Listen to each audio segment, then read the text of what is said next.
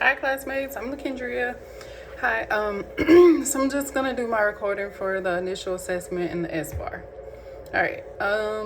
So the first one was Lucy's strength. Lucy is ANO and communicates her needs well. She was able to call for help by calling 911 when she failed. She's somewhat independent with meals and self care. She's cooperative, conversational. Lucy concerns include recurrent falls, injury risk, and potential medical causes of dizziness, such as orthostatic hypertension or cardiac issues. We're also concerned with her grief and social isolation, safety living alone, and reliance on emergency services. Cause for her concerns: her dizziness and falls likely stem from cardiovascular instability, deconditioning, or medication. Meanwhile, unresolved grief and loneliness may be impairing her judgment, leading to her use to 911 for emotional support rather than medical needs. Additional information: we need a further assessment, orthostatic vitals, medication review, gait and balance evaluation, screening for depression, grief, and cognitive decline.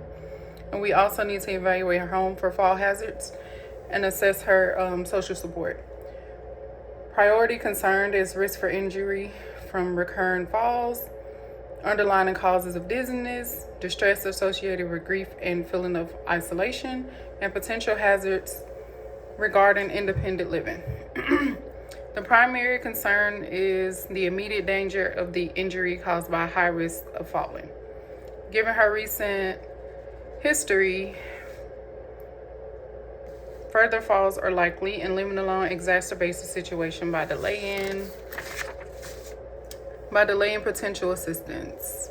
As an RN, the interventions must target the physical and psychosocial requirements, follow precautions, ensuring safe and providing assistance when ambulation should be implemented immediately. A referral to physical therapy will aid in enhancing strength and balance, while thorough medical evaluation is necessary to identify the root cause of dizziness. Psychosocial care involves employing active listening, emotional support, and therapeutic communication to address grief. Referral sources: physical therapy for gait and balance training, social work for assessment of home safety, community resources, possible assisted living options. Mental health is for the grief and loss and coping. Primary care provider, follow-up and medication review. Home health services for ongoing monitoring and support. My response to Lucy: Lucy, thank you for sharing how you've been feeling. It sounds like your falls have been frightening, and life has been incredibly difficult since your partner's passing. Your safety is a priority, especially given these recent incidents. So let's identify the cause of your dizziness and take steps to prevent it from recurring. We also want to ensure you have emotional support you deserve. You certainly don't have to navigate this alone. There are resources available to help you feel more secure at home, whether that involves regular check-ins, connecting with support groups, or speaking with a counselor about your loss. Together, let's create a plan that ensures you feel both safe and well supported.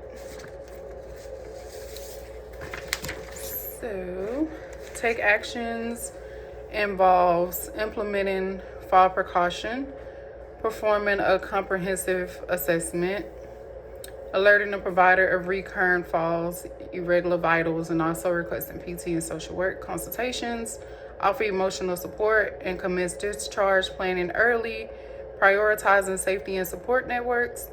Thorough documentation of all the findings and interventions is vital to guarantee continuity of care. Okay, so my S bar, it's basically me giving my S bar to the charge nurse. So the situation: Lucy Gray is an older female presenting with recurrent falls and dizziness. She was brought to the ED by EMS after a fall at home. She is currently alert and oriented, but reports fear related to falling and admits she felt scared being alone. This is her second ED visit in the past 3 weeks for a similar issue. My background: Lucy lives alone and recently experienced the loss of her partner 2 months ago. Since then, she's had multiple falls in the last 3 months. But she hasn't been, admission hasn't been required for prior visits.